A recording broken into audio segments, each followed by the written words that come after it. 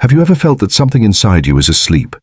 That beneath your daily routine, beneath the conversations, the scrolling, the endless roles you play, there's a silent voice trying to wake you? Carl Jung believed that every human being carries an unlived life within them, a deeper potential, waiting for the moment when you finally stop pretending and start becoming. According to Jung, the true purpose of existence isn't mere survival or success or comfort. It's individuation, the sacred process of becoming who you truly are. And today, we're going to explore 9 timeless spiritual lessons Jung left behind, not just as psychological theories, but as soul instructions, guiding you to awaken, to remember, and to return to your authentic self. Before we begin, make sure to subscribe to Deep Psyche, where every video is designed to help you explore your inner world, awaken your true potential, and reconnect with your soul. Now let's begin. Lesson 1.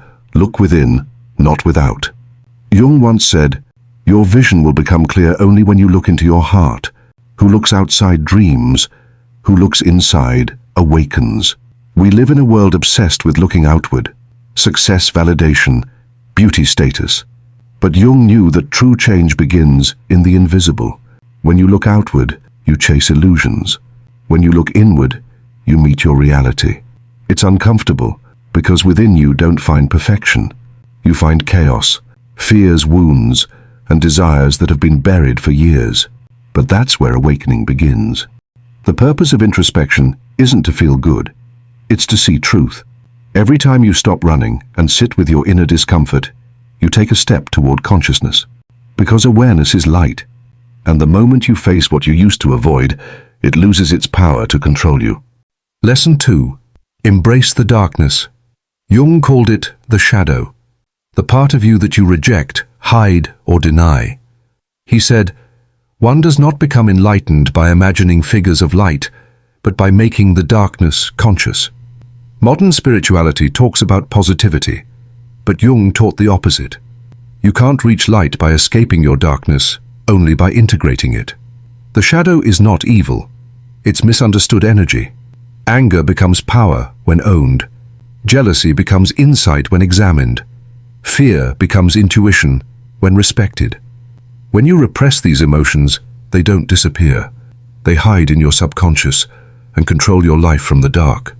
To embrace your shadow is to whisper to your own pain, "I see you. I know you're part of me." That act, simple but radical, begins your transformation. You stop being divided. You become whole. Lesson 3. Listen to your dreams.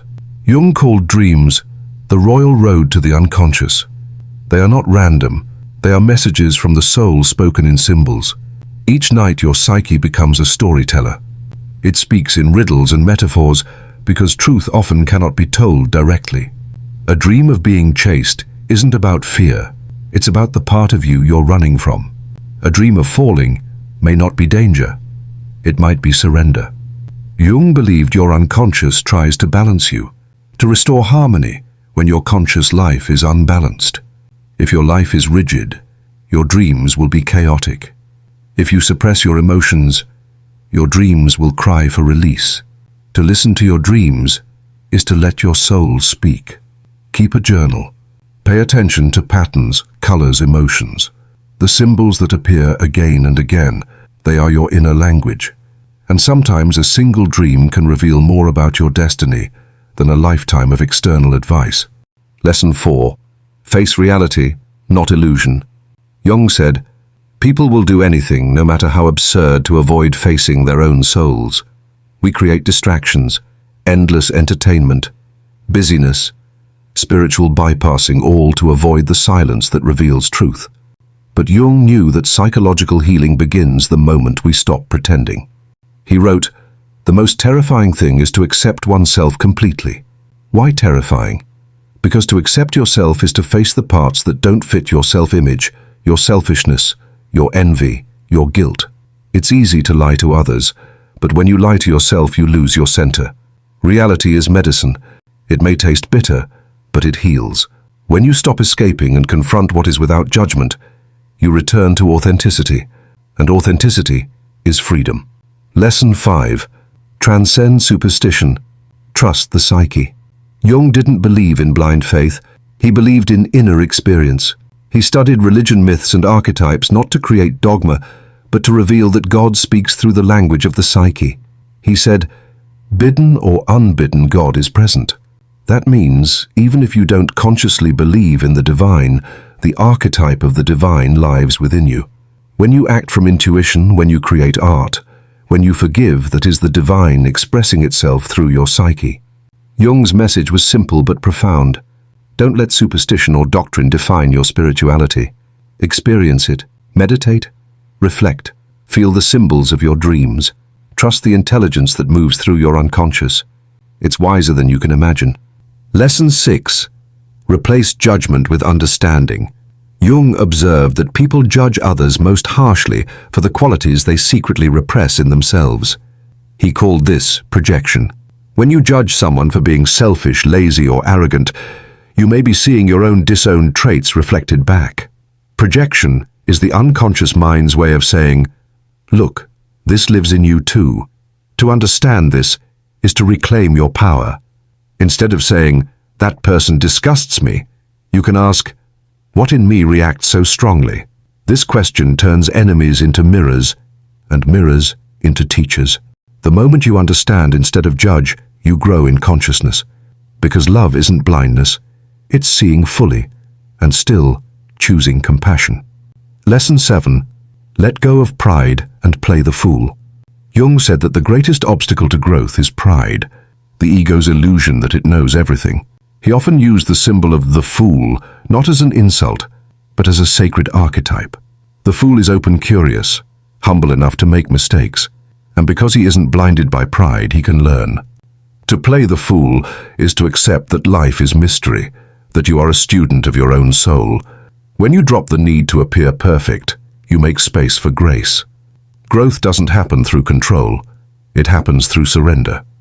Every time you say, "I don't know but I'm willing to see," you step closer to wisdom. Lesson 8. Embrace aging. The soul's second journey. In modern culture, aging is seen as decay, but Jung saw it as transformation, the soul's second journey. He said that in youth, we build the outer world career love status, but in the second half of life, the psyche calls us inward.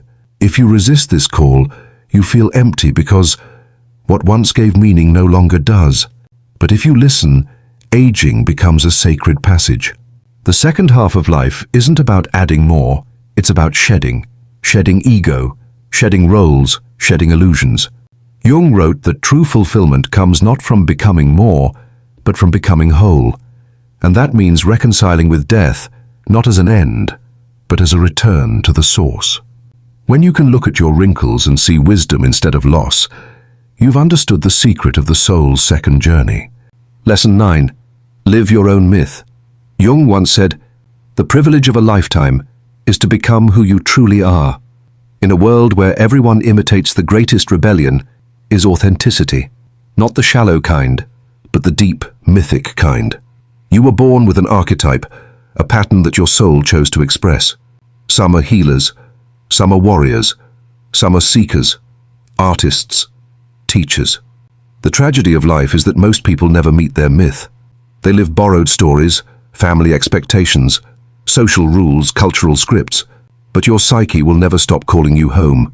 Through anxiety, depression, restlessness, it whispers, "You are living too small." To live your myth is to say, "I will no longer betray myself to belong. I will walk the path my soul came here to walk." It's terrifying because it requires you to leave the familiar, but it's liberating because it returns you to yourself. Jung didn't want followers. He wanted people to wake up. He taught that the unconscious isn't an enemy to conquer, it's a universe to understand, and that the purpose of psychology isn't to fix you, it's to reunite you with your soul. He showed us that meaning doesn't come from success but from depth, not from perfection, but from wholeness. So ask yourself, are you living your myth or someone else's? Are you facing your shadow or running from it? Are you listening to your dreams or drowning them in noise? Because every moment you choose awareness over avoidance, you step closer to what Jung called the self, the divine core within you that has never been broken. This is not the end. It's the beginning of remembering who you are beneath the noise.